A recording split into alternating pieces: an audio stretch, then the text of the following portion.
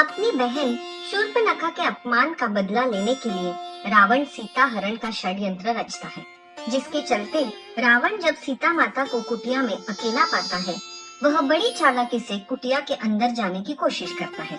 लेकिन जैसे ही रावण लक्ष्मण द्वारा खींची गई लक्ष्मण रेखा पर पैर रखता है, तो उसके पैर जल जाते हैं।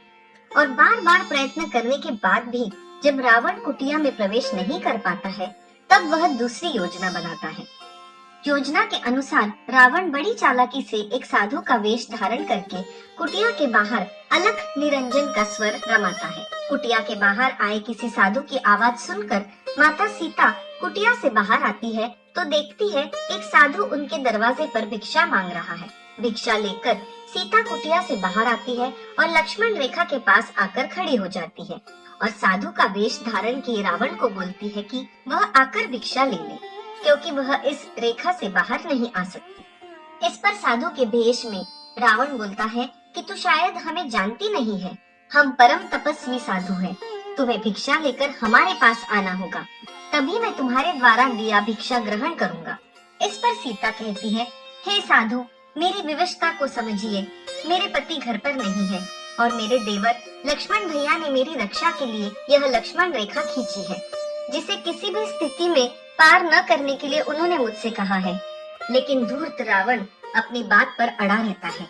वह कहता है, यदि तुम बाहर भिक्षा लेकर नहीं आई तो मैं तुम्हारे पति को श्राप दे दूंगा, जिससे उनका विनाश हो जाएगा। अपने पति श्री राम को साधु क्रोध के अनिष्ट से बचाने के लिए सीता जी रोते हुए लक्ष्मण रेखा को पार करके साधु के वेश में आए रावण को भिक्षा देने उसके पास चली जाती है। फिर रोते हुए क्षमा याचना करती है और कहती है, हे मुनिवर, साधु कृपया करके मेरे पति को श्राप मत देना, मैं भिक्षा लेकर आ गई हूँ। तब सीता जी को अपने समीप आया देखकर रावण अपने वास्तविक रूप में आ जाता है और देवी सीता का हरण करके बलपूर्वक उन्हें अपने पुष्पक विमान में बैठाकर विमान को आकाश में ले जाता है। देवी सीता अपनी सहायता के लिए श्री राम और लक्ष्मण को पुकारती है, पर उनकी आवाज श्री राम और लक्ष्मण तक पहुंच नहीं पा रही होती है। उन्हें मुक्त करने के लिए रावण से सीता माता रो रो कर दुहाई देती है, पर रावण माता सीता की एक सुनने को तैयार नहीं था।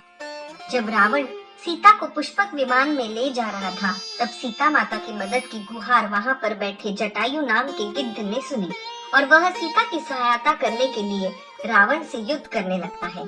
युद्ध के दौरान रावण अपनी चंद्रहास खड्ग से जटायु के दोनों पंख काट देता है, जिससे वह लुढ़कता हुआ जमीन पर आकर गिरता है और दर्द से करहाने लगता है। जब कुछ भी ना हो पाया तो सीता जी अपने पल्लू का एक टुकड़ा फाड़कर अपने सारे जेवर उसमें बांधकर नीचे ऋषिमुख पर्वत पर फेंक देती है तथा फिर जटायु से गुहार लगाते हुए कहती है कि यदि उनके प्रभु श्री राम उन्हें ढूंढते हुए आए तो कहना कि रावण उनकी सीता को धोखे से उठाकर ले गया है। जब प्रभु राम को जटायु द्वारा सीता हरण की सूचना मिलती है, तब प्रभु राम बहुत ही व्याकुल हो जाते हैं। वहीं दूसरी तरफ रावण सीता हरण कर उन्हें अपने साथ लंका ले आया होता है और माँ सीता को अशोक वाटिका में अपना बंदी बनाकर रख लेता है। इसके उपरांत प्रभु राम लंका पहुंचकर रावण का अंत करते हैं और माता सीता को उसकी कैद से मुक्त कराकर अपने साथ उन्हें अयोध्या ले आते हैं।